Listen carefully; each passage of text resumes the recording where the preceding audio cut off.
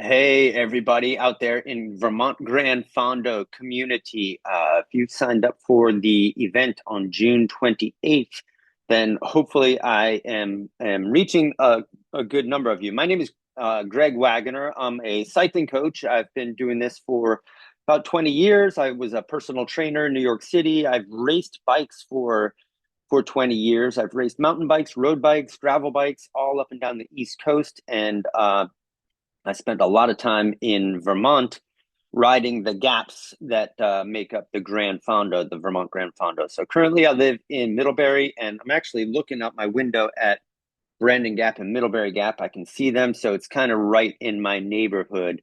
Um, a while back, Todd Warnock, the promoter, your promoter, and my friend asked, how can we raise the chances for success for more riders in this event? Um, so that's my goal. My goal over the next 8 weeks, 9 weeks is to talk every week and provide a training plan that you can follow to raise the chances for success for you on event day, whatever your goals may be. And so let's start with that. Week one or week zero. This is just a introduction and a bonus week. The training plan that I have laid out is actually 9 weeks, but we'll call the first week a get used to training plan, and then we'll count it down 8 weeks. So this is week zero, and you'll see what I'm saying. But first, I think it's very important to give credit to what you've signed up for. What are the demands of the event? And if you haven't done this already, let's start there. Go to the website. Go to the Vermont Gran Fondo website and look at the course. Hit explore the course. And we can scroll down. You should read through all this. You should get information. Information is power. Here are the maps. This is in Ride with GPS, and you should look at these several times. So if you're doing the Gran X, you're doing 148, 149 miles and 15,000 feet of climbing.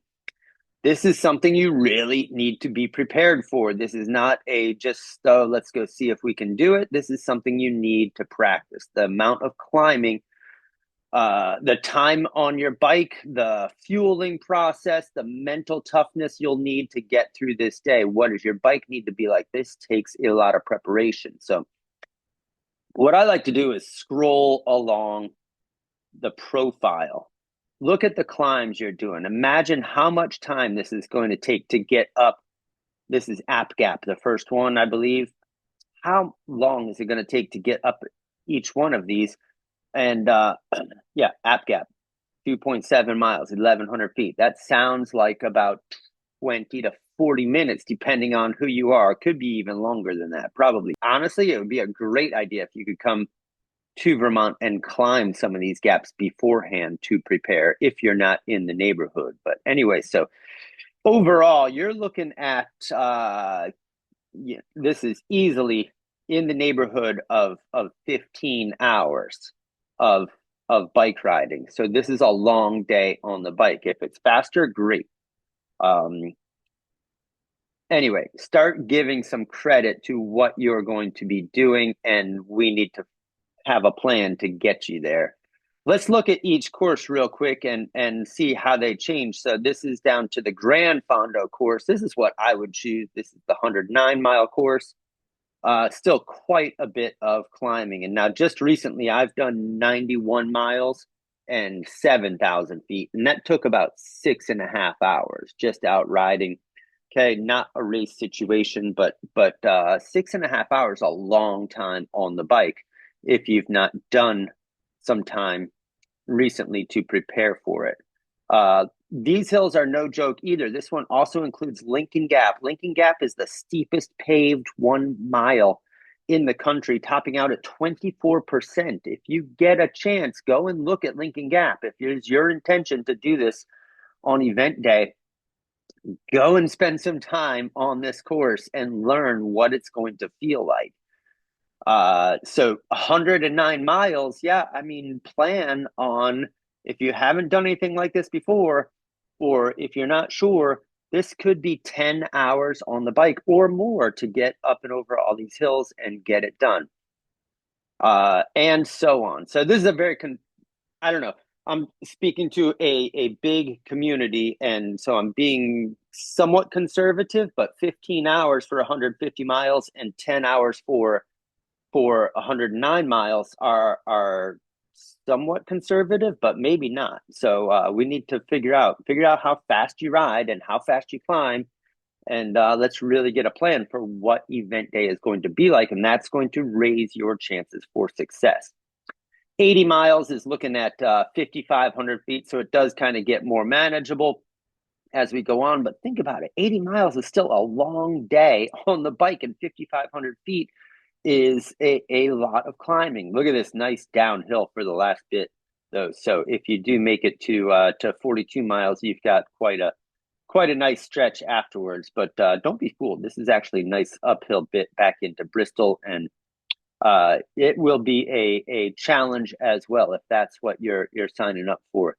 The Piccolo, the 40-mile course and 2,600 feet of climbing. If this is a challenge for you, you should plan on 4+ hours on the bike. That's still a long day. So I know I'm talking to a lot of different people, but whatever your ability is right now, think about what your fitness level and ability level is right now and where you need to get to by June 28th. And so that's the purpose of looking at the courses and thinking, what are you going to have to go through? So that is my advice, to start looking at the course and give it credit. What are you going to be doing, and how are you going to get there? All right, so my intention is to talk to you every week and do a briefing like this, but also provide a training plan. So let's look at what I would suggest for the first week here. And give me a second. I will show you my calendar. If you're not familiar, Training Peaks is a platform that a lot of coaches use. And we look at here. Let me find actually we can do it in my calendar. Okay, so individual athletes would have a calendar within, not you all. We're going to do this in written form. I'm going to write out these workouts and provide it in a blog, so you don't have to worry about all the techie stuff. This is just a free plan and a guide for you to train. But here's what we're looking at. Week 1, this is actually week 0, or I guess we'll just call it week 1, and there are 9 weeks. So intro to training. This is to get you ready for training, get you to establish a consistency and a rhythm. How much, how long, how hard are you working every day and every week? And here's what I have suggested. So an hour and 15 minutes on Tuesday. And here is a certain structure. You could do like a zone 2 type of thing, and I'll explain zones maybe in the written blog. We'll explain the zones. So if you're not familiar, what does zone 2 feel like? What does zone 3 feel like? And so on. And you can really do it like that. If you don't have a power meter, heart rate monitor, you can do these by feel, and it's a very effective way to train. So zone 2, and then maybe every 4 minutes, give a little surge up into zone 3. Zone 4 would be your threshold, your all out 20-minute, all out 1 hour pace.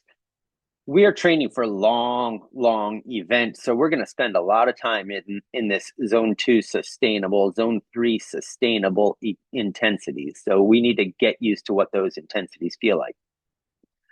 If you ride for an hour and 15 minutes, and this is, again, if you've been training, now the hope is you've been training or you've been riding and you've got some fitness built up, whatever that means for each individual. But if you're starting fresh with a training plan, go out and ride for an hour and 15 minutes on Tuesday and keep it sustainable. You're not trying to cause fatigue for the next day. The next day, same thing. It's more endurance pace, zone 2, with some cadence work. And again, I'll have this all written out. You can look at the workouts, think about them while you're out riding. If you're indoors training, hey, these structures actually transfer over nicely to Zwift, and you can do these indoors exactly how they're written. So I will provide the written descriptions. The workout details right here within Training Peaks is what I will provide. So you'll see that in the written blog that'll be attached to this video. Anyway, think about an hour and a half spent at endurance pace. You're starting to build up a volume of endurance. So your aerobic energy systems are getting trained. Your mitochondria are getting more efficient. You're building more. Your heart, your lungs are getting more efficient. That's what's going to get you through the day. And then as you see, I'll get a little bit more intensity. This is down to an hour and 5. But then at the end here, a 10-minute zone 3 section. And what that feels like, that's getting to where you're a little bit uncomfortable talking and need to focus. It's still very sustainable. Endurance, you can carry on a conversation. You can breathe through your nose. In and out through your nose is a good indication. And practice that. I do suggest practicing that breathing. Zone 3 is tempo, and you're a little bit less comfortable talking. Maybe you can breathe in through your nose and out through your mouth. It does take some focus, but still a sustainable intensity. So that's to cap off the third day of training. Okay. Take note of the time and how hard each of those workouts are. I'll explain training stress score a little later, maybe a little bit beyond the scope, but let's think about time on the bike and how hard. Get into the weekend and we need to start spending a little bit more time. If you're looking at a 10-hour day, we need to start spending more time. I suggest if you're just starting, 2 hours and 2.5 hours. If you're already out training and this is way less than you've been doing, then keep up with what you've been doing. If you've been doing 4 hours one day, do 4 hours, 2.5, or 4 hours, 3 hours, whatever it is you are. But if you're just starting, 2 hours and 2.5 hours is a good place to start. And you'll see that we bump that up as the weeks go on. Also over here, we have a weekly total, okay? So the total duration I have suggested is 8 hours and 20 minutes. So if you can't hit each of these workouts the way they are as far as time, think about that amount of volume, 8 hours and 20 minutes for the week, mostly in zone 2, not causing a lot of fatigue so that you can come back the next week and train again. That's a good place to start. That is a good way to get an intro into training. Tell me how it's going. I'm hoping that we can use the Facebook group to communicate with me, but also more with each other. This is also another opportunity for you all to help you veterans to help the folks who are maybe just getting into this for the first time. Tell us what you did to prepare.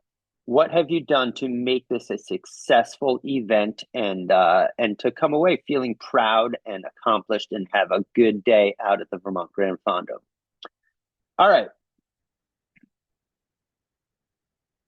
Again, these will all be written out in blog form, and that is my talk for today. So again, I'm Coach Greg Wagoner. I'm going to do this every week for the next 9 weeks or 9 times leading up to the Fondo, and I will be available as I'm able for questions and talks, and of course, I'm available for coaching on a limited basis, but my friends over at joinbasecamp.com can help you out if you are looking to hire a coach for this or for other things on an ongoing basis or a limited basis. We do a lot of things. This is exactly what we do. So anyway, hopefully this is helpful, and I hope to get to know some of you over the next couple of months. So, all right, I will talk to you all soon.